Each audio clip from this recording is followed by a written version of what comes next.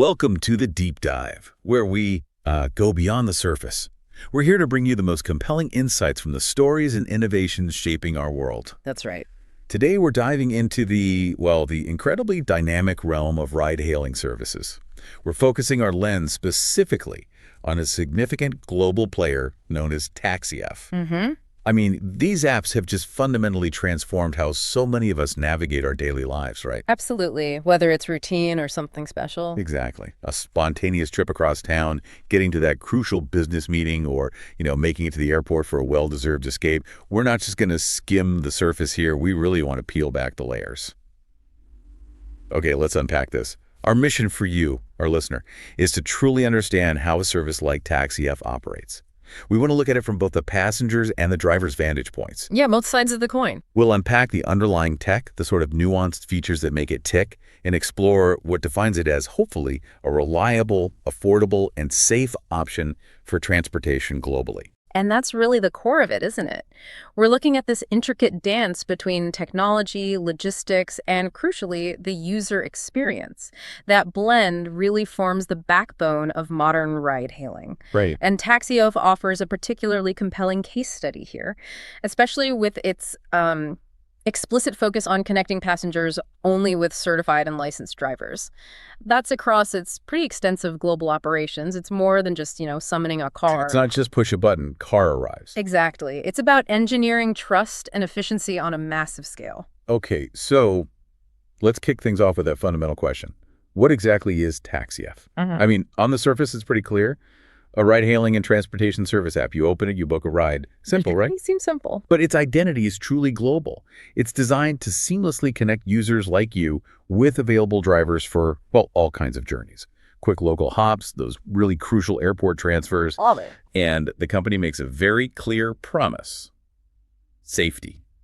They talk a lot about rigorously certified and licensed drivers, alongside a commitment to reliability and affordability. But how does that promise actually, translate into practice across so many different regions? That seems like the tricky part. What's fascinating here is how that global operational scale is just intricately tied to this foundational emphasis on safety through driver vetting. It's not just an app that happens to work everywhere. It's presented as a curated network. A curated network. I like that phrasing. Yeah, where every driver is meant to meet a set of established standards.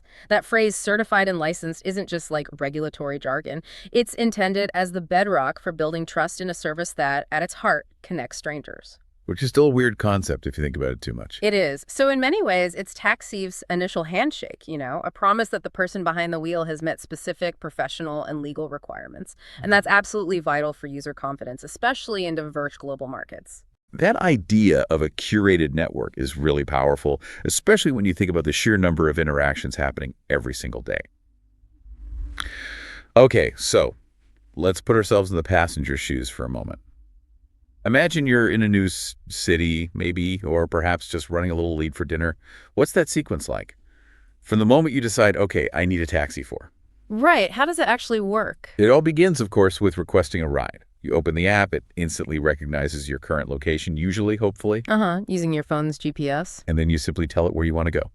Now, this seems straightforward, but what are some of the maybe less obvious technical things or user interface choices TaxiF made to streamline this, especially given its global footprint? You've got language barriers, different address formats. That must get complicated. Oh, you're absolutely right. The simplicity you see on the front end often masks, significant complexity on the back end.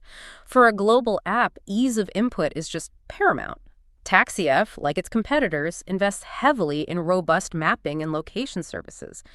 These need to handle really diverse geographical data, from precise street numbers in, say, London, to much less structured addresses elsewhere. Sure, like landmarks or general areas. Exactly. The user interface has to be intuitive regardless of language or cultural differences. Then almost instantly, the app moves to driver matching. Right. And it's not just about finding the nearest driver, is it? No, it feels more complex than that. It is. The algorithm, working in milliseconds, is likely factoring in everything from current traffic, estimated arrival times, maybe to driver's rating, even dynamic pricing, surge pricing in specific zones. Right. That algorithm is kind of the unsung hero here. And once a driver accepts, Here's where it gets really interesting. The transparency kicks in. Mm. That real-time tracking feature, it's something we almost take for granted now, but it fundamentally changed the experience of waiting for a ride, didn't it? Completely changed it from anxious uncertainty. This immediate sense of control and predictability. You see your driver's details, the car info, their little icon make it on a map. You can see them getting closer. What kind of data goes into making that estimated time of arrival, the ETA, so accurate? And how do they balance precision with, sudden traffic jams or roadblocks? Yeah, it's a sophisticated balancing act. That real-time tracking and the ETA aren't just based on simple GPS coordinates. They integrate live traffic data, historical route information, and even predictive analytics that try to anticipate potential delays. Wow. All this builds a deep sense of confidence and predictability, and that's paramount for any transport service, especially a digital-first one. Makes sense. And then, okay, journey's done.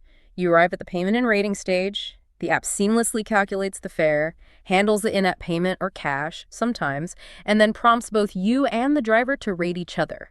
Right, the rating. And this mutual rating system is more than just like a customer satisfaction survey.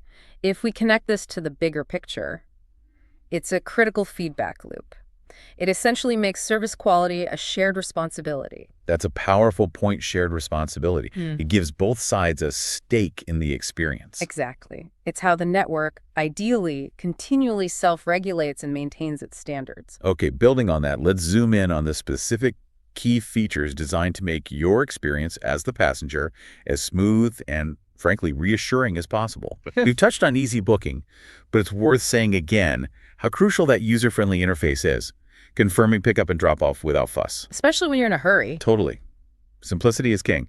And then there's the variety of vehicles. TaxiF clearly gets the one size doesn't fit all. They offer a fleet from economy, for those cost-effective dashes across town, Your basic rate. to standard, minivan for groups, or if you've got loads of luggage, and even luxury options for when you want to arrive in style. But managing such a diverse fleet globally, that sounds like an enormous logistical challenge. It is. How does Taxify ensure consistent availability and quality across these tiers?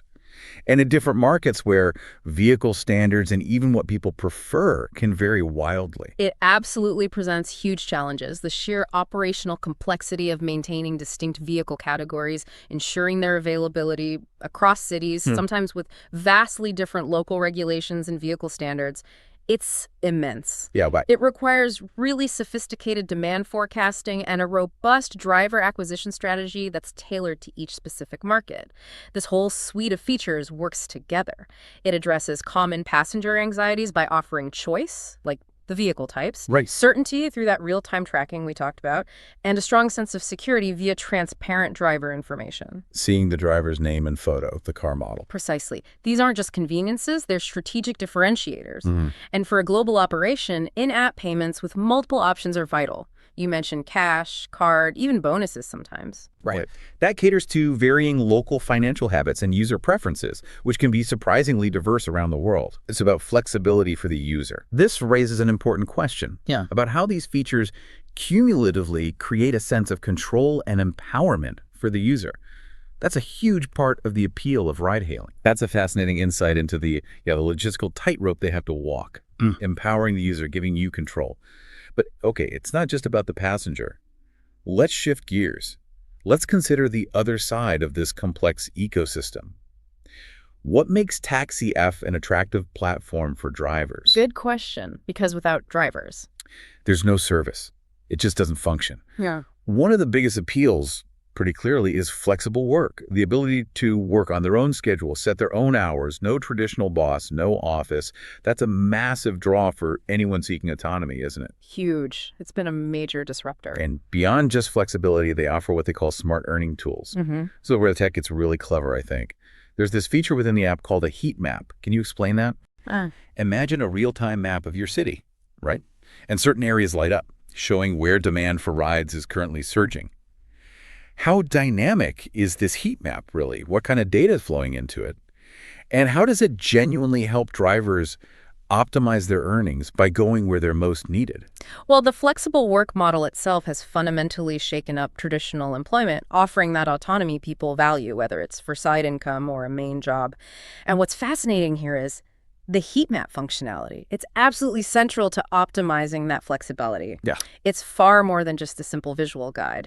It's a really sophisticated, data-driven tool. It pulls together real-time data on passenger requests, looks at historical demand patterns, even factors in local events happening. Oh, concert's ending or something. Exactly, and current traffic conditions. By dynamically highlighting these high-demand areas, it directs drivers to where they can likely earn more efficiently. And this isn't just a benefit for drivers aiming for higher earnings. Right. It simultaneously benefits passengers. It helps reduce wait times because supply the drivers is being intelligently channeled to meet the demand. It's a critical piece of tech that optimizes the entire ride-hailing ecosystem in real time. So it really is kind of a win-win. Drivers earn more efficiently, passengers hopefully get their rides faster. That's the goal. But it's not just about earnings and flexibility. TaxiF also seems to provide crucial support for its drivers. They offer in-app support, right? Giving drivers direct tools to report issues or ask questions right through the app itself. Essential. Because when you're out on the road, maybe in an unfamiliar part of town, having immediate, accessible support feels non-negotiable. Absolutely. You can't be stuck waiting on hold. And speaking of unfamiliar areas for navigation, the app integrates with leading services like Google Maps. So it provides reliable navigation, directions, real-time traffic assistance. No driver wants to get lost, especially with a passenger waiting anxiously. Definitely not. It needs to be seamless. And linking back to our earlier chat about trust, there's that strong emphasis again on safety and vetting. TaxiF explicitly states its commitment to meticulously controlling driver documentation and cooperating only with licensed drivers. How do these measures really contribute to overall safety, not just for the passenger, but maybe for the driver too? Well, robust in-app support and integrated navigation are just fundamental for driver efficiency and, frankly, satisfaction. They're not minor perks, they're essential tools. They make the job manageable, less stressful. Which probably helps keep drivers on the platform. Exactly. It contributes to driver retention and a more reliable service overall.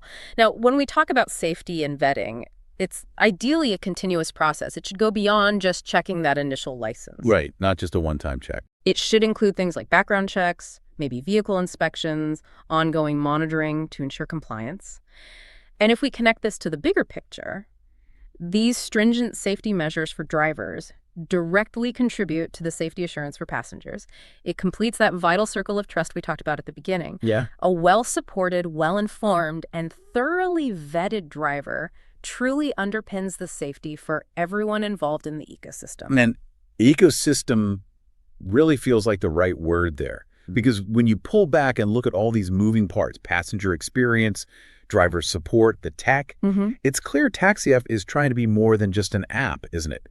So what does this all mean when we pull it all together? Yeah, the synthesis. TaxiF seems to represent a pretty comprehensive approach to ride-hailing. It's characterized by its truly global operation, its stated commitment to safety and reliability, and that intricate balance of features designed for both passengers and drivers. That balance is key. The technology they employ is, well, remarkably sophisticated. It aims to create a seamless experience from booking to payment and empower users like you with both choice and a lot of information. Precisely.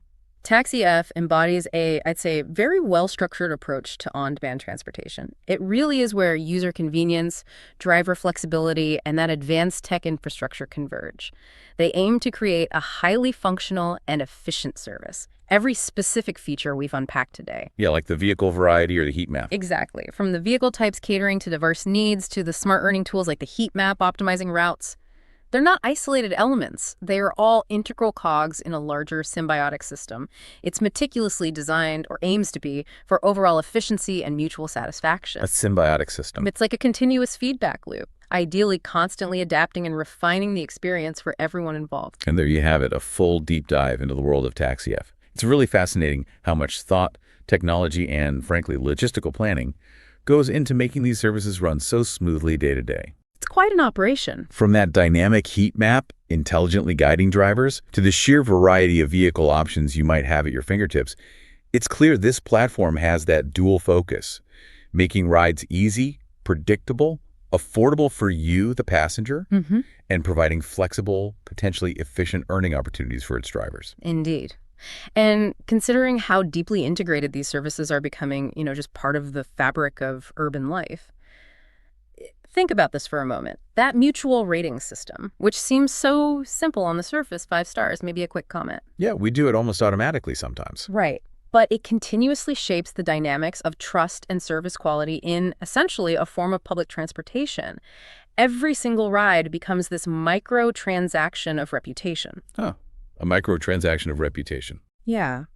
So what does this perpetual cycle of user feedback, immediate, constant, mean for the future of service industries in general, where customer satisfaction and peer-to-peer assessment are so instant and impactful?